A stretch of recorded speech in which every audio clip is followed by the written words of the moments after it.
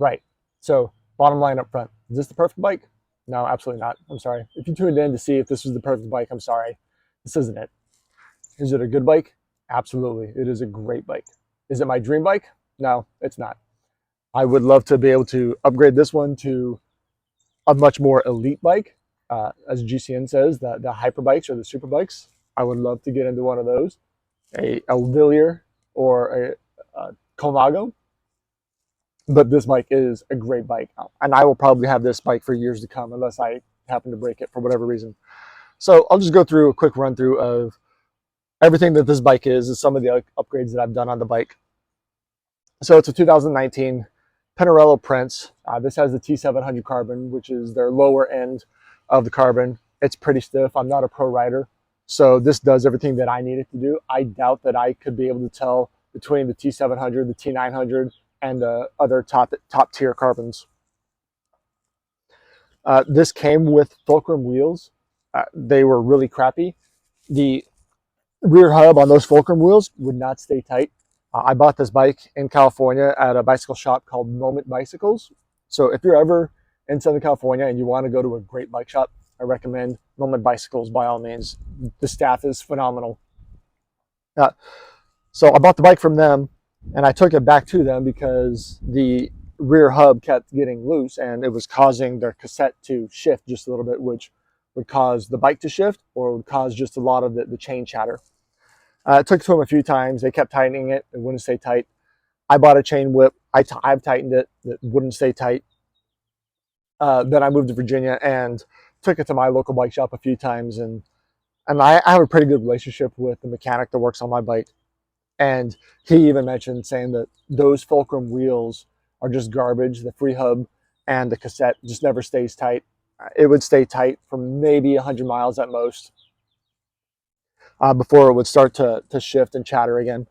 So I had been keeping my eye on the wheels that I have now, which are the Campagnolo Bora Ultra WTOs. These are the 60 mil deep ones. They come with the Cult ceramic bearings, and talk about night and day. The bike reacts differently when during handling, when you're turning it, when you're trying to get out of the saddle and sprint. It reacts much better. It feels more snappy and responsive. And then going down a hill, good Lord, this thing is quick going down a hill right now.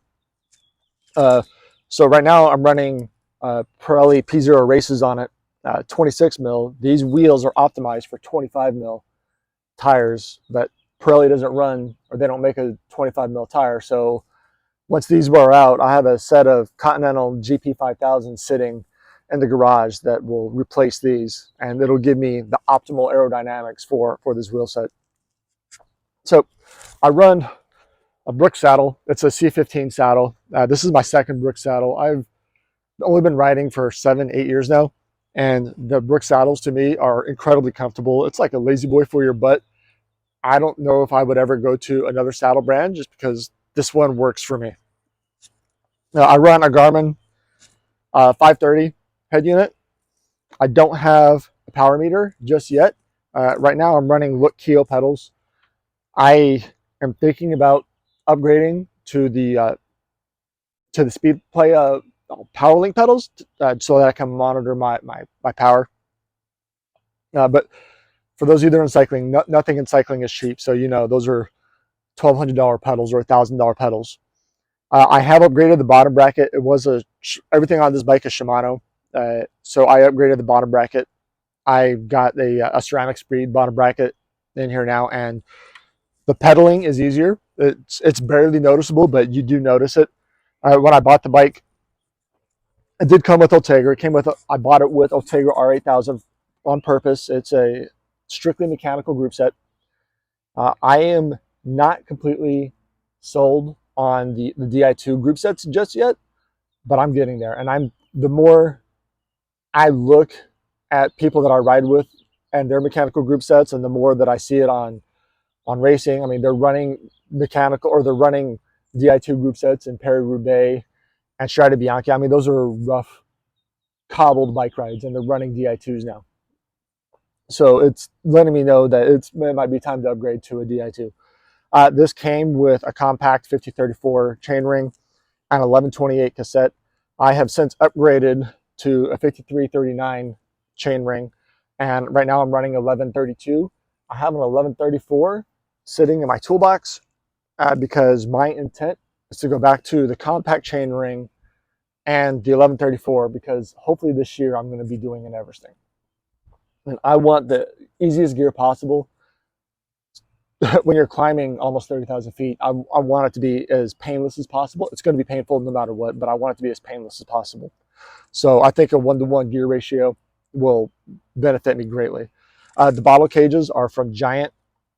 You can't even really tell that they're Giant. I just bought them because they're full carbon and they look great with the Pinarello carbon. So that's pretty much everything that I've done to this bike. Let me know what you think, and if you're a rider in the Fredericksburg area, come out and join the club, go for a bike ride, or just join me and we'll go out for a little tootle, and we'll go do some sightseeing because I love riding in this area. It's very historic, and just some of the sightseeing that you're able to do out here is phenomenal. So talk to you soon.